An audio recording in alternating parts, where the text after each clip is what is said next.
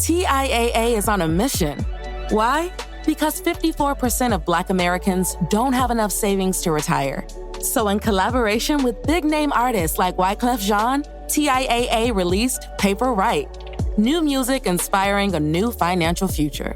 With 100% of streaming sales going to a nonprofit that teaches students how to invest. Stream Paper Right now and help close the gap. Okay, we're ready. This week, we're going to be talking about the Friends for Climate. It's the Waco Friends for Climate, correct? Waco Friends. I always say the Waco Friends for Peace and Climate because that's what you guys used to be. Right, we changed our name. It's Waco Friends of the Climate. Waco Friends of the Climate, okay. This week, I'm going to be talking about Waco Friends of the Climate and their art exhibit that's going to be happening this month throughout the month of October. Today, I have Dr. Alan Northcutt with me today. Go ahead and introduce yourself. Yes, greetings. I'm Alan Northcutt. I am the director of the organization you mentioned, Waco Friends of the Climate. And we're a group that's been around working on climate issues for about 8 to 10 years now in Waco. And, we just do everything climate related. We try to focus on direct action and education. Those are the two broad areas that we participate in. Yeah, what brought you to Waco? Or are you a Waco native? Actually, I'm not a native, but I've been here 31 years, so almost. So basically a native. Yeah, almost. Yeah. And how long have you been working for how long have you been the director? I've been the director for 10 to 12 years now, quite some time. Mm-hmm. So you actually started this group? No, I didn't start it. It was started back in 2002, around the time of the Iraq War. And then over the last 10 years or so, we've directed our focus to climate. We realized that the most important issue facing mankind is the climate crisis. So that's what we decided to put all our work into, and there was really nobody else in Waco, any nonprofits working in that area. So we felt there was a huge need, and that's what we've tried to fill. Yeah, and tell me about some of the events that you've done in the past. We have monthly meetings. Of course, that's been altered now. We've had one Zoom meeting, but normally we have a monthly meeting on the third Monday of the month. We have a documentary on climate, or we have a lecture. And so that's a monthly thing. And then all during the year, we do a number of different events. We have held a free climate concert where we had a singer-songwriter, who performed, and it was free. That sounds amazing. Yeah, that was pretty good. I don't know if David Robics, he's a really well-known, musician, kind of an activist musician. Mm-hmm. We had him perform for us. We've had, we do a number of things kind of as a public service. We, for like 8 years now, on Earth Day, we give away reusable shopping bags at the farmer's market. You may have seen that. And so that's, a tradition of ours now. It's not quite as directly related to climate, but the fact is there's quite a large carbon footprint involved with plastics. If you look at the whole life cycle of plastics, there's quite a greenhouse gas emission component of that. So we give those away to try to get away from the use of plastic, especially single-use plastic bags. Recently, we've had started a really, I think, important project. There was no styrofoam recycling in the city of Waco, and we recognize this. So about a year and a half ago, we found a location that we could actually take styrofoam and get it recycled. So every 3 months or so, we get U-Haul trucks and we collect styrofoam from all over the city. People bring it to us, and then we take it for recycling. So that's a project that we've undertaken that I think is, a useful service. Otherwise, that styrofoam, of course, ends up in the landfill. Mm-hmm. So that's another thing we do. And I just covered that on my podcast previously. We've talked about that before too. Wonderful. Thank you. You guys did it over in the parking lot of the Ocean Buffet, and you guys had those U-Haul trucks. And I heard you guys had to get an extra U-Haul truck? That's right. the last time we did it, it was probably been a month or so. After only like an hour, the truck was almost full, and I was like panicking, you know. I said, what am I going to do for the next 3 hours? And people are showing up, you know. So I ran across the street to the U-Haul place, and luckily they had a truck. We rented another truck. So we ended up with about 1.5 trucks full of styrofoam. Mm-hmm. So it's really been, you know, impressive to me the way that the people in the city of Waco have responded to this. And you know, people line up when we open, you know, in the morning with their cars full of styrofoam. And so we're really gratified by that. And so that's one of our more recent projects. That's really awesome. And what is some other things that you would like to see in the Waco community? Well, what I like to say is I see a real interest in recycling in Waco. I see the citizens are really attuned to that, and most people, I think, do recycle. And when we started, you know, this opportunity for people to recycle styrofoam, they jumped on that. And what I want to say and try to make this point is, in the 21st century, the real issue is the climate crisis.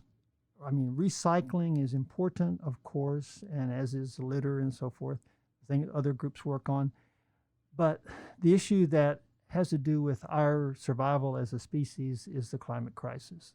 Our planet is heating up. We're observing disastrous effects already, and those are going to just compound as the temperature continues to increase. So what I would like to ask is that all those folks that are concerned about recycling put that same energy and that you know, eagerness to act and that ambition into taking action on the climate crisis. And there's a lot of things people can do. You know, we're not powerless. There's a lot of things each person can do. Policy, of course, is number one. You know, at the federal and state and city levels, that's the number one thing, really. That's the most important. But individual action by individual citizens is also crucial. So I like to encourage people to take action on the climate crisis, just as they did in recycling, you know, during the last century. The 21st century climate is really the issue. Yeah, that's really awesome. And I love that you made that touch point. And now I know also that Waco's been having a lot more environmentally active activities. Like we recently had an electric car show. And I know you personally drive an electric car. Do you want to talk a little bit about that? Yes, that was, I guess, within the last couple of weeks. And there's a Heart of Texas Electric Auto Association, I believe is the proper name. And I guess 5 or 6 of us assembled downtown, and we had our electric cars for people to come by and check out. And you know, it's a great thing. And I'm beginning to see more electric cars in Waco as well. Mm-hmm. And I would say that driving an electric car, that is one of the most important things people can do. Mm-hmm. You know, when you talk about like, what can I do, you know, as one person, the car you drive is, if you think about it, it's one of the most direct uses you have of fossil fuels. You know, that's your real contact in the world with fossil fuels. You know, that you actually can see it, you smell it. You know, when you press your accelerator, you're burning fossil fuels, if you think about it. So I would encourage people, when you change your car or whatever, to consider an electric car. I think you must test drive an electric car now. That's, if you're concerned about our planet, our environment, I think it's, you know, incumbent on you to do that. And the prices are becoming very competitive. And remember, there's a couple of other things. It's not just the price. There's a federal tax rebate on most electric cars, which is like $7,500. And something most people probably don't know is the state of Texas has a $2,500 rebate. It's through January. It ends pretty soon, but that's available. You know, you have to do some paperwork and so forth, but you can, this is talking about like a $10,000 off the price of the car if you take these steps. So there's that. And number two is you save a lot of money on the fuel cost. In the state of Texas, it costs about half as much to fuel your car, like fueling it, but with electricity rather than gasoline. The calculations are it costs about half as much, right? And on maintenance, electric cars have very, very minimal. You don't have your oil changes, and there's only very few moving parts, so there's not much to go wrong. Maintenance costs and fueling costs are much lower, so you have to look at the big picture. But I would say if you test drive an electric car, you'll be amazed, and I don't think you'll want to go back to gasoline. I've been driving an electric car now for 4 years, and I would never consider a gasoline car. Yeah. EVs are great to drive. And I drive a Nissan Leaf, so I'm also Yay. I'm new to the electric car community. Wonderful. But that's one of the steps that I've taken as a local Wacoan. But this goes perfectly into the art exhibit. So now tell us a little bit about that. Well, congratulations. That's great that you're driving that. I'm impressed. I'm in the community now. Yes, yes. And isn't it wonderful to drive? I love it. I'm never going back. I've already said that. We also have a Volkswagen Jetta. It's my husband's car. And we're planning already to switch to the new Volkswagen that just came out. They're doing an all-electric Volkswagen. Is that the ID4 or? I think so. My husband's like obsessed with it. That's his baby. He's been talking about it. So, Great. But we're already planning. We're gonna get rid of the Jetta, move up a little bit, go all electric, and it works perfectly for a sustainable lifestyle. You're doing the right thing, and I hope everyone listening to this will consider that and hopefully take action on it. And of course, the low maintenance as a young female, you don't have to change your oil or anything. Yeah, and that's not just a matter of saving money; it's saving time. You got to go somewhere, you got to either leave your car or you got to sit there and wait for an hour or so. And that adds up. But you don't have that with EVs. That's really nice. So yeah, I'm saving time so you can do more art. Yeah. And now tell me about the exhibit.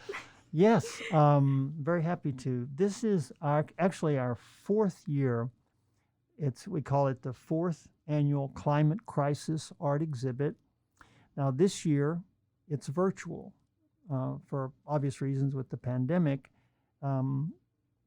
but it's been a wonderful thing. And what you'll see when you go to the exhibit is you don't just see the pieces of art.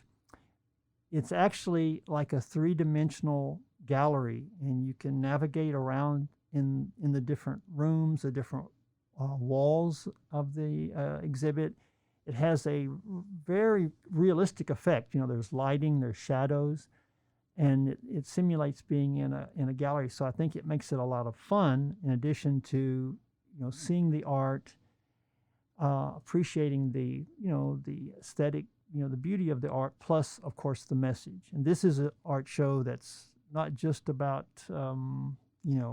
artistic ability and aesthetics. It's about the important message of the climate crisis and that we have to take action on it.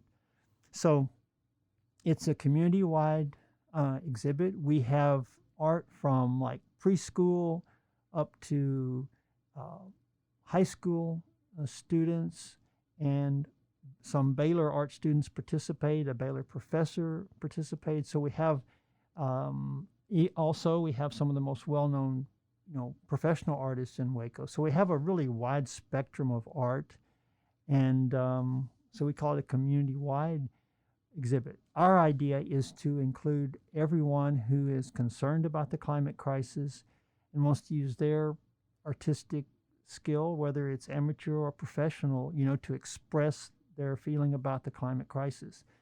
And we have about 85 entries. The show actually grew from last year, which I was afraid no one would show up with the pandemic. I was really worried about it. But I've been promoting it, so well, thank you. That's probably why we're doing well. But yes, the response has been great, and we've had, like I said, about 85 entries, more than last year. And I just encourage people to come and view it.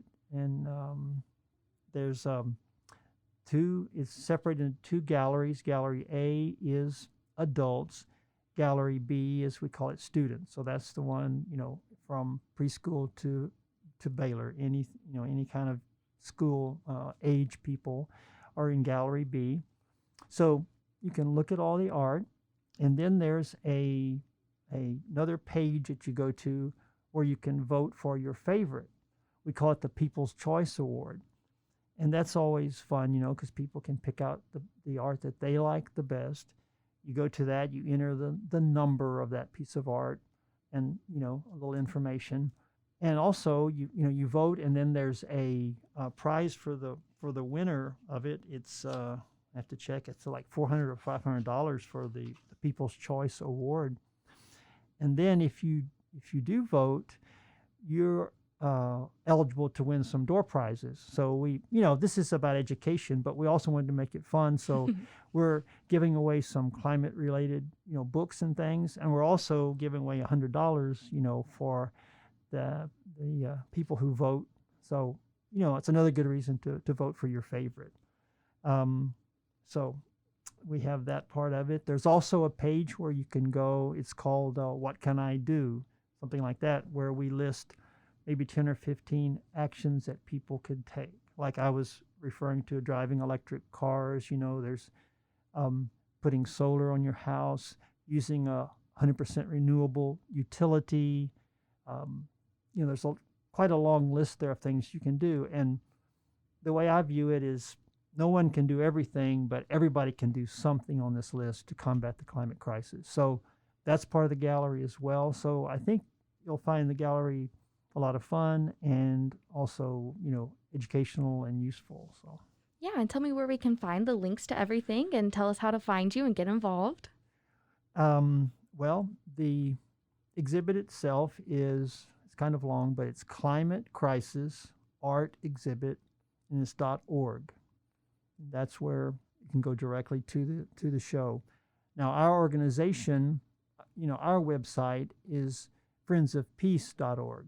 So it's a little bit confusing, but it has to do with the history of the organization. Mm-hmm. It's friendsofpeace.org. And if you go there, you can find all the things that we do. And there's also a link, of course, to the art show. But those are the two main things. Our friendsofpeace.org is our website of our organization and has a lot of good information. It has columns that our members have written. It goes through kind of a history of our activities, our actions, everything we've done. And I really just skimmed the surface as far as things we've done. I mean, we've fought pipelines, we've participated in, massive marches in New York City, and we've done a lot of things over these years. But you'll find a history of our actions and our educational efforts there. And then there's information about when our meetings are going to be held, when we get back to, regular meetings. And there's a link to the show, and its individual website is climatecrisisartexhibit.org. So they're both .orgs. All right. And thank you for sharing that. I really appreciate you coming on the show today. And I really appreciate everything that you've done for the Waco community. And I really think that we're trying to make a difference here in our own town just by even taking little steps. So I really appreciate you coming on and talking about all this fun stuff. Well, thanks for, giving this importance, giving this time. And I know you've covered some of the things we've done before. You've covered the EV car show. And I think that's important. There's something that a new term we have in the climate activism world called climate silence. And you may have heard this, but I see that in Waco. Up until recently, you could never even find the term climate change in the Waco Tribune-Herald. I hate to say, and I looked for it, but I think it's improved some. I write regular columns, for the Trib, and I think things are improving, and that refers to the media in general. There has been a generalized kind of climate silence.